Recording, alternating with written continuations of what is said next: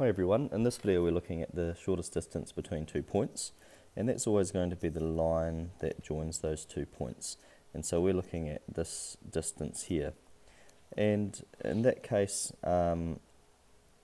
what we use is trigonometry, and so we simply look at the height of that triangle and the length. So this distance from along here, that's going to be the difference between our x coordinates, and this distance here is going to be the difference between our y coordinates.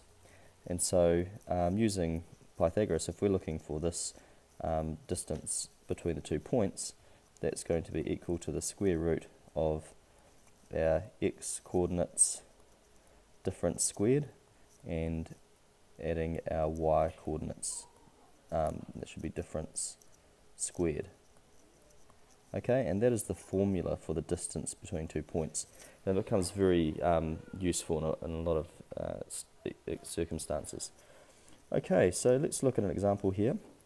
So calculating the distance between these 2 points, so I'll plot these 2 points on a graph so I can show it clearly, and 3, 4, and so we're looking for that distance there. So I'll turn it into a right angle triangle. We can see here that that side is 7 squares long and this side is 5 squares long. So this distance here is simply going to be the square root of 5 squared plus 7 squared.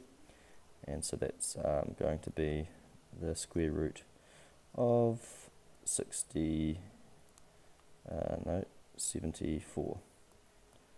Okay, and we could simplify that further.